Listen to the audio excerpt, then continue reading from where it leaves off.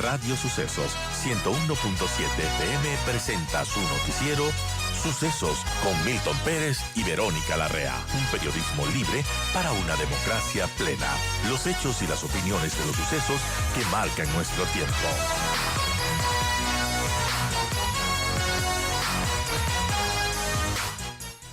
Y vamos a hablar de impuestos, de la economía que le espera a nuestro país. Y bueno, mucho se menciona que el gobierno del presidente recibió más de 4.000 millones de ingresos extras entre enero y septiembre del año pasado. Sin embargo, eso lamentablemente no ha solucionado los problemas presupuestarios y la razón de fondo es que se generaron, claro, más ingresos vía impuestos temporales y el gasto no ha aumentado. Y de hecho, este año es bastante más complejo porque ya no va a haber estos ingresos por ejemplo, los impuestos temporales sobre las utilidades de bancos, cooperativas, también el tema de la remisión tributaria, entre otros.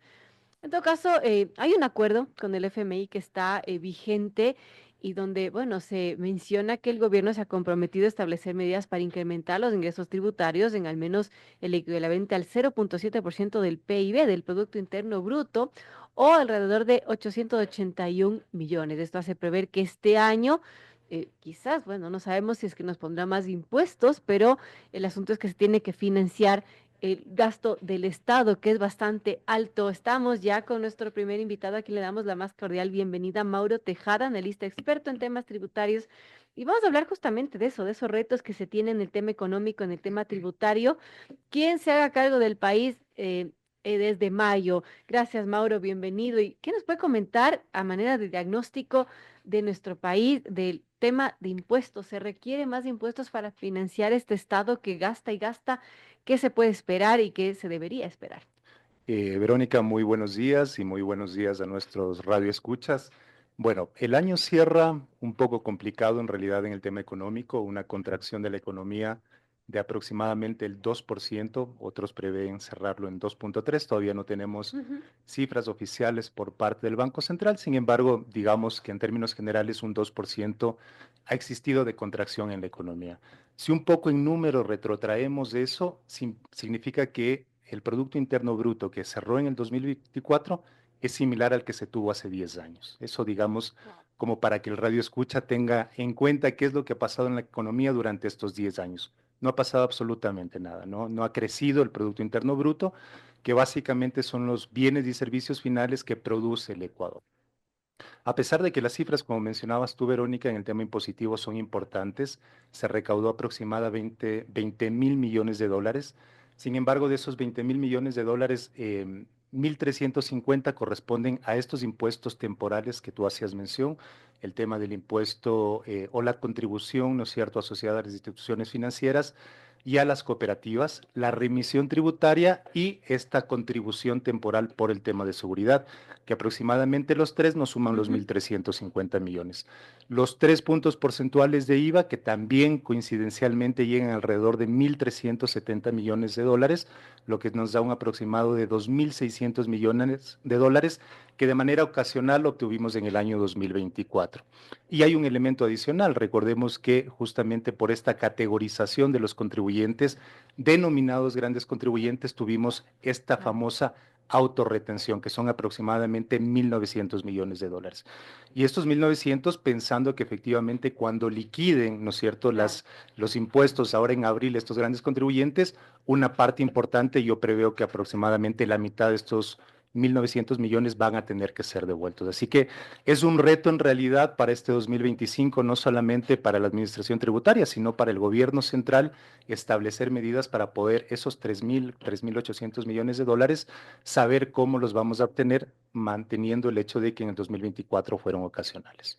Bueno, eso hay que tomar en cuenta. Hay un informe del FMI que establece que nuestro país necesitará préstamos de al menos por 8.250 millones para sostener solamente el presupuesto general del Estado. Esto quiere decir que en promedio se necesitaría más de 687 millones al mes de nueva deuda para sostener un Estado que lamentablemente pues no ha dado visos de ser eficiente. Esto ya se viene arrastrando desde hace muchísimos años, no tiene que ver con este gobierno, pero en todo caso también hay un estudio del Observatorio de la Política Fiscal que estima que entre deuda interna y externa se necesitarían al menos 10.000 millones. ¿Cómo conseguimos esa plata, Mauro? El próximo presidente o quien continúe al mando en nuestro país tendrá que seguir pidiendo deuda. ¿Cuál es la manera de conseguir esa plata? Bueno, evidentemente el tema de la deuda externa es algo que preocupa no solamente o indistintamente de quién sea la persona que se siente en el sillón de Carondelet, va a ser un tema de preocupación. De hecho, se prevé que hasta el 2029 el Ecuador tenga que desembolsar aproximadamente 16.500 millones de dólares solamente por capital, justamente por el tema de deuda externa. Siendo nuestro mayor acreedor el Fondo Monetario, Claro. evidentemente es el que aproximadamente 4.500 millones de dólares es lo que está relacionado con estos 16.000 que hablábamos Así hace un es. momento. Y ahí viene también la CAF, la Corporación Andina de Fomento, el Banco Interamericano de Desarrollo y todos los multilaterales que en algún momento, digamos, han depositado o han incluido esos préstamos al Ecuador. ¿Qué es lo que tiene que hacer el Ecuador, mi querida Verónica? Yo siempre hablo de 4 puntos esenciales, ¿no es cierto? Primero, generar un tema de institucionalidad fuerte. Y eso Ujú. implica que, por supuesto, los organismos de control, Servicio de Rentas Internas, UAFE, Superintendencia de Compañías, Superintendencia de Bancos, justamente con esas facultades que tiene, ¿no es cierto?, pueda lograr y determinar esos controles que son necesarios y pertinentes. SENAE también, por supuesto. Recordemos que en este momento, de hecho, un estudio de la CEPAL estima que el Ecuador tiene una evasión y elusión de aproximadamente 7.000 millones de dólares. Entonces me Wow. parece que hay un trabajo fuerte ahí, ¿no es cierto? Sobre todo de las administraciones tributarias, tanto Claro. para los impuestos locales como para los impuestos del exterior. Me parece que es un punto clave el tema de la institucionalidad, Ujú. lo que implica tener, por supuesto, autoridades competentes, autoridades que sepan, que conozcan, y me parece que es un punto relevante, ¿no es cierto? El segundo, y ahí hago alusión un poco a lo que pasó en Colombia en la década de los 90, ¿no es cierto? Donde la academia, el sector privado, el sector público, ¿no es cierto? Y los profesionales se juntaron para poder darle orden a ese país. Me parece que es el momento y el punto de inflexión en Ecuador para que, independientemente de quién se siente en ese sillón, como yo siempre digo, justamente tenga una línea de acción que sea a futuro. Tercero, hay un tema importantísimo que es el tema de certeza y seguridad jurídica. Lastimosamente escuchamos a diario el tema de venta de sentencias, que los jueces que lastimosamente Así es. tienen que dictar sentencias que deben ser acorde a la ley, tienen inclusive estudios jurídicos junto a su despacho. Entonces, evidentemente eso tampoco da, digamos, una certeza al inversionista para que pueda Claro. venir y fincar esos dineros acá. Y por otro lado, evidentemente, ¿no es cierto?, tener una correcta planificación fiscal, ¿no es cierto? Me parece que eso también es importante. El Estado, lastimosamente, me parece que tiene que, de alguna u otra manera, ¿no es cierto?, verificar esa eficiencia en los servidores públicos. Y yo siempre ejemplifico ahí, Verónica, ¿no es cierto? UAF es una entidad nueva que tiene una responsabilidad muy grande, ¿no es Así cierto? es. Justamente verificar que no exista este lavado de activos, este incremento patrimonial no justificado. Pero como es una entidad nueva, lastimosamente los funcionarios que tiene no tienen ese conocimiento. Y no es una crítica sana en realidad a la Ujú. institución. Pero por otro lado, tenemos una institución fuerte, sólida, como es el Servicio de Rentas Internas. ¿Cómo puede abastecer, ¿no es cierto?, ese servidor público ya capacitado a estas instituciones que están un poquito más débiles porque recién se están instaurando? Entonces, me parece que también es un tema de eficiencia detrás del manejo del Estado.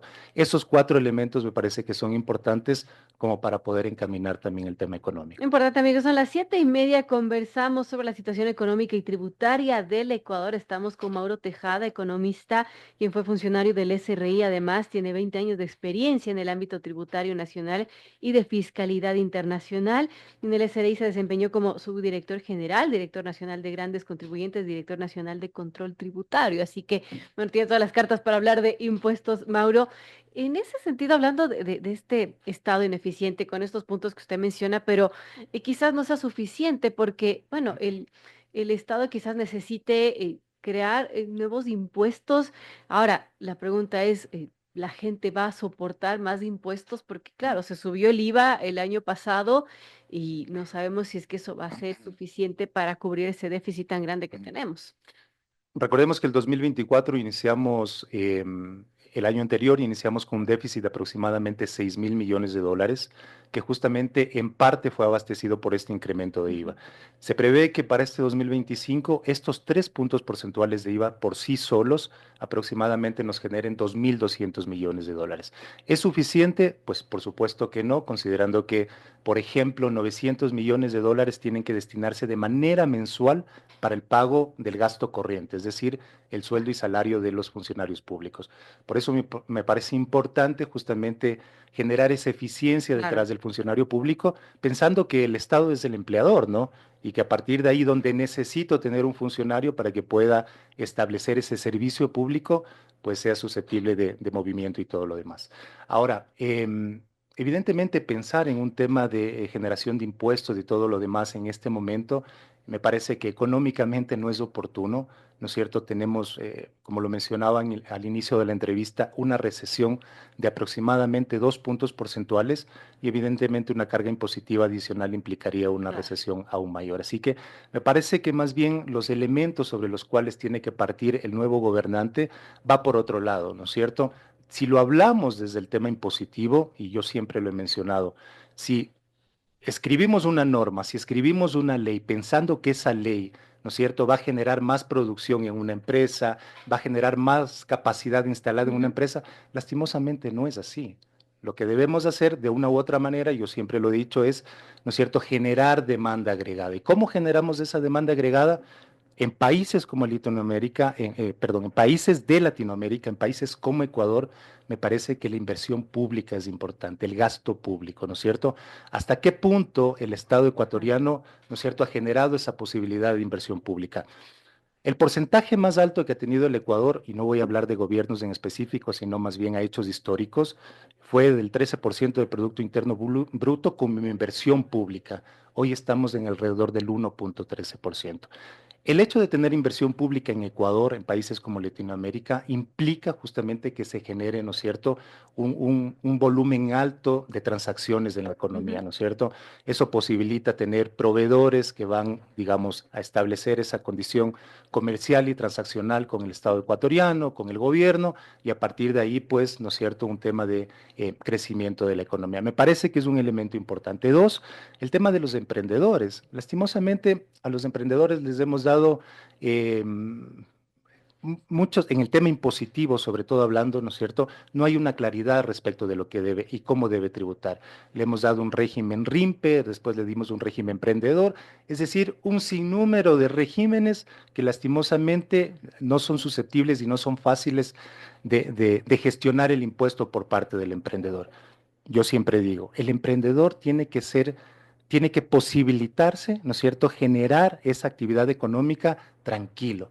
Yo digo, 10 años, ¿no es cierto?, de exoneración de impuesto a la renta. Y cuando yo veo que ese emprendedor empieza a crecer, cuando veo que ese emprendedor empieza a generar empleo, Generar renta, a generar principalmente. renta, a generar riqueza, en ese momento lo llamo y le digo, ¿recuerdas que en estos 10 años yo te posibilité y te di toda la estructura jurídica para que tú crezcas? Bueno, a partir del año 11, hoy sí, tú me vas a pagar el Ah, impuesto pertinente. Incluso una partecita de aquello que en su momento estuvo generado como exoneración. Entonces le damos esa facilidad al emprendedor. Hay que romper justamente el esquema, mi querida Verónica, porque lastimosamente, como estamos, ¿no es cierto? Las empresas y el sector productivo lastimosamente no pueden romper esa generación de empleo que mucha falta nos hace en este momento. así es, ya lo ha dicho Mauro Tejada, con quien estamos conversando, analista experto en temas tributarios. Mucho se dijo, por ejemplo, en el debate de los candidatos a presidente, que muchos iban a bajar el IVA del 15 Mm. al 12, incluso hubo propuestas de bajar el IVA al 10%, menos de lo que teníamos antes de la subida. ¿Eso es factible? La pregunta, ¿eso es técnicamente posible? ¿Se debería hacer? Es lastimoso cuando el tema técnico lastimosamente entra como parte de la política y se lo politiza más bien, ¿no es cierto? Está bien generar argumentos, discusiones técnicas y detrás de eso, pues conclusiones que ameriten verificar si es pertinente o no un tema Así es. impositivo. Pero cuando le damos un giro diferente y lo vemos como un tema de politización como tal, me parece que ahí es donde están cayendo en un grave error los candidatos. Y no solamente los dos que están acá, sino los 12 que en el momento del debate justamente establecieron como una posibilidad la disminución del IVA. Como te mencionaba hace un momento, Verónica, los 3 puntos adicionales de IVA en este momento para el 2025 se prevé que sean aproximadamente 2.200 millones de dólares. Hay que preguntarle, por supuesto, al candidato si esos 2.200 millones, ¿no es cierto?, que va a dejar de percibir el Estado, el gobierno, cómo van a ser susceptibles de Claro, recuperación. Algunos de los candidatos decían, lo voy a poner en el bolsillo de los claro, ecuatorianos para y que eso va, gaste, ¿no? sí, por supuesto, en alguna parte probablemente va a dinamizar la economía y eso generará demanda agregada, Ujú. propensión marginal al consumo y todos esos elementos técnicos en la parte económica que probablemente sí tienen incidencia en la economía. Pero no todos los 2.200 millones, porque el ejercicio es sencillo ahí, Verónica, ¿no es cierto?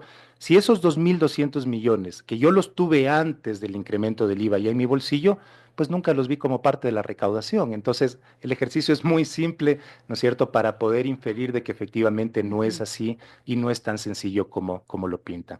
El tema es, evidentemente, generar gestión, ¿no es cierto?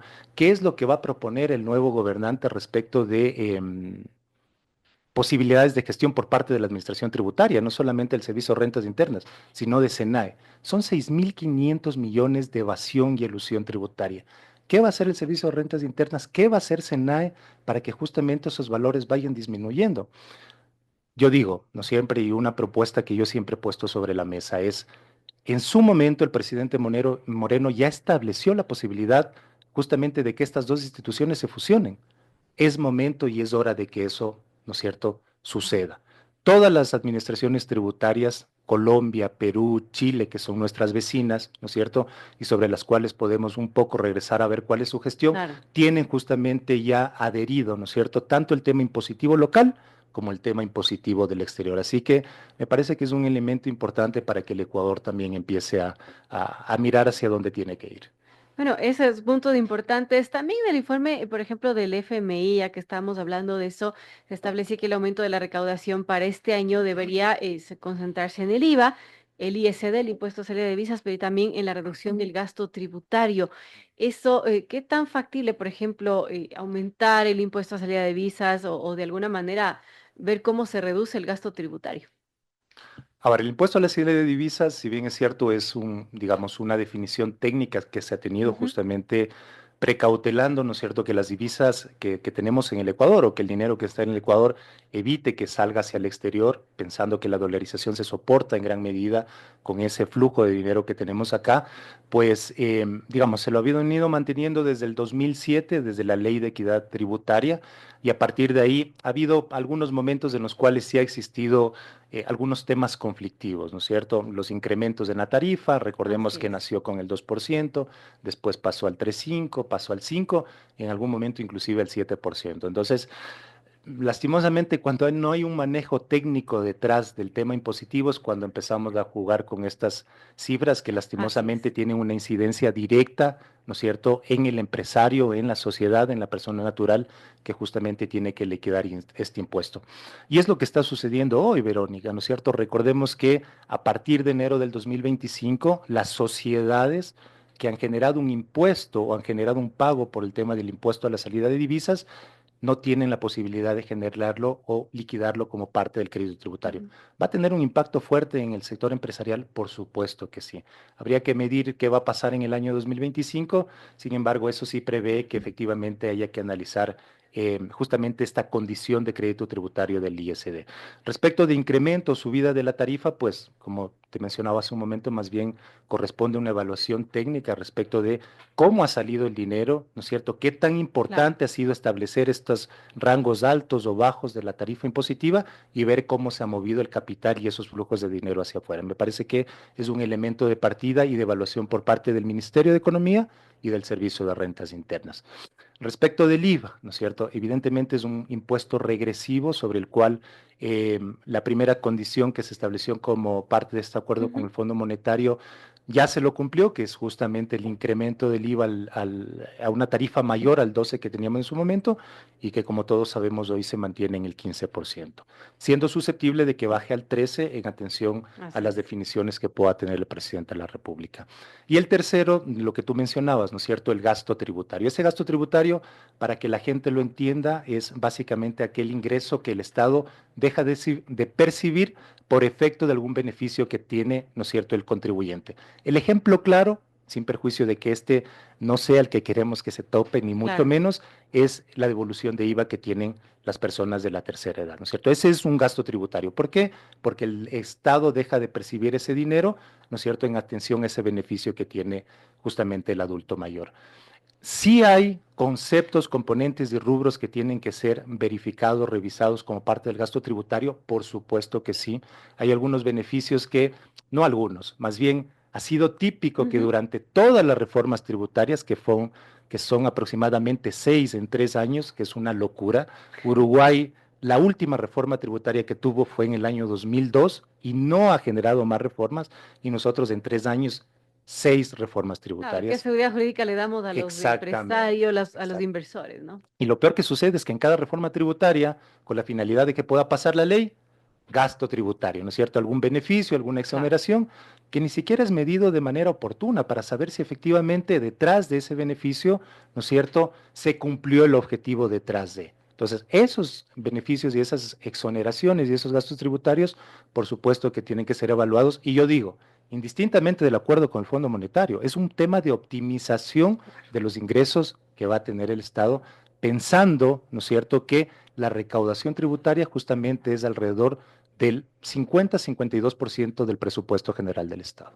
Para concluir, Mauro, ¿qué le espera al mandatario que, si sabemos, continúe en Carondelet o sea un nuevo mandatario? Mm. En todo caso, quien asuma el poder en este año va a tener un escenario fiscal complicado, ¿no? Así es. Y yo ahí quiero ejemplificar con algo para que los radioescuchas lo puedan seguir y sea de mucha más fácil comprensión. Riesgo país, ¿no es cierto? Evidentemente, las elecciones ha generado que el riesgo país se dispare. La salida del ministro Vega también ha Así influido es. justamente en el riesgo país.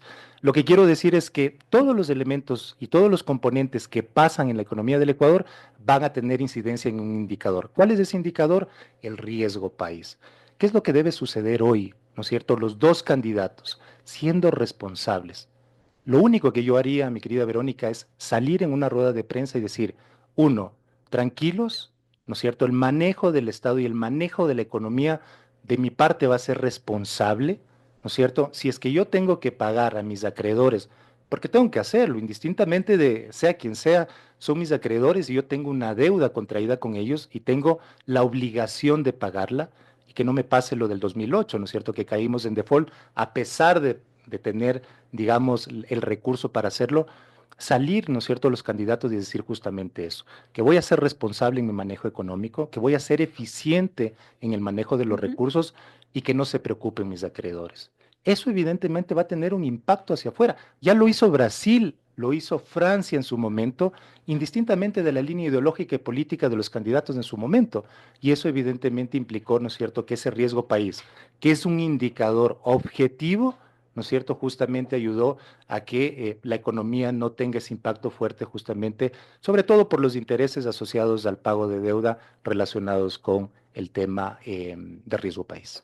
Bueno, importante esto que se ha analizado junto a Mauro Tejada, analistas para temas tributarios. Gracias, Mauro, por estar con nosotros. Verónica, un gusto.